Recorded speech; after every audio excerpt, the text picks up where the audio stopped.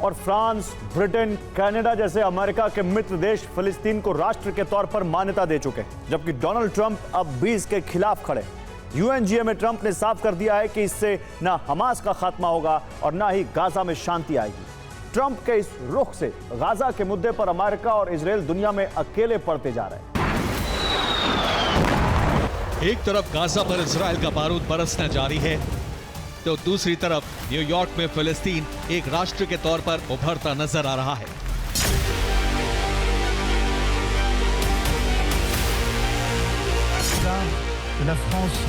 France के राष्ट्रपति Emmanuel Macron ने यूएनजीए को संबोधित करते हुए फिलिस्तीन को एक राष्ट्र के तौर पर मान्यता देने का ऐलान किया।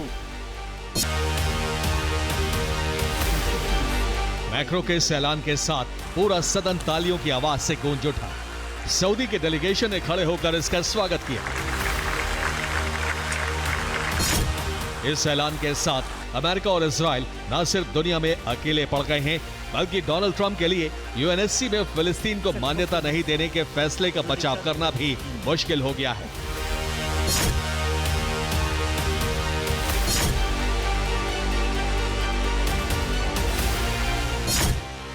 दरअसल यूएनएससी के 5 स्थायी सदस्य देशों में से 4 सदस्य ब्रिटेन, फ्रांस, चीन और रूस फिलिस्तीन को मान्यता दे चुके हैं। ऐसे में अमेरिका के लिए इसका विरोध मुश्किल होता जा रहा है।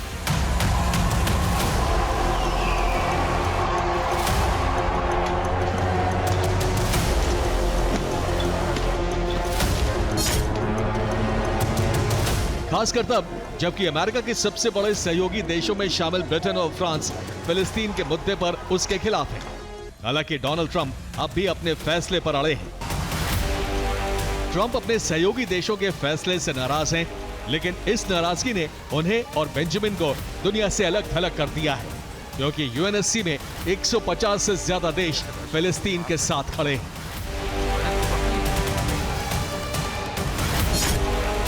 यही वजह है कि फिलिस्तीनी राष्ट्रपति महमूद अब्बास ने यूएन में वीडियो कॉन्फ्रेंसिंग के जरिए भाषण दिया, जबकि अमेरिका ने उन्हें वीजा देने पर बैन लगा दिया था।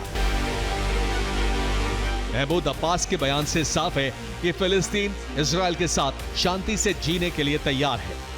इधर अमेरिकी राष्ट्रपति डोनाल्ड ट्रंप अरब देशों के साथ एक अहम बैठक करने वाले हैं।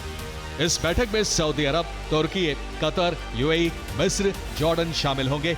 बैठक में 4 अहम मुद्दों पर चर्चा होगी। पहली, फिलिस्तीन को राष्ट्र के तौर पर मान्यता। दूसरी, गाजा, पूर्वी यरूशलेम पर फिलिस्तीन अथॉरिटी का नियंत्रण। तीसरा, गाजा में अंतर्राष्ट्रीय सेना की तैनाती। और चौथा, फिलिस्तीनी अथॉरिटी के सामने हमास का सरेंडर।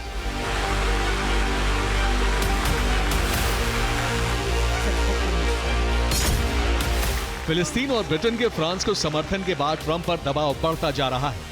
इस बीच फ्रांस और सऊदी अरब ने 2 स्टेट सॉल्यूशन को लेकर वर्ल्ड समिट बुलाने का ऐलान किया है। अमेरिका और इजराइल ने इसका बहिष्कार करने की घोषणा की है।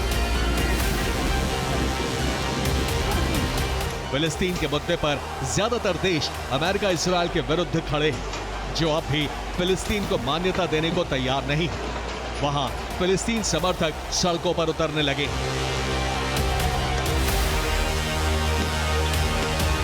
ये इटली की तस्वीरें हैं, जहां फिलिस्तीन समर्थक सड़कों पर उतर आए और फिलिस्तीन को मान्यता देने की मांग की।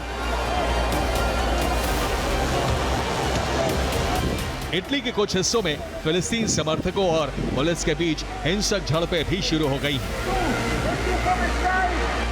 Bureau report, TV9, Bharat.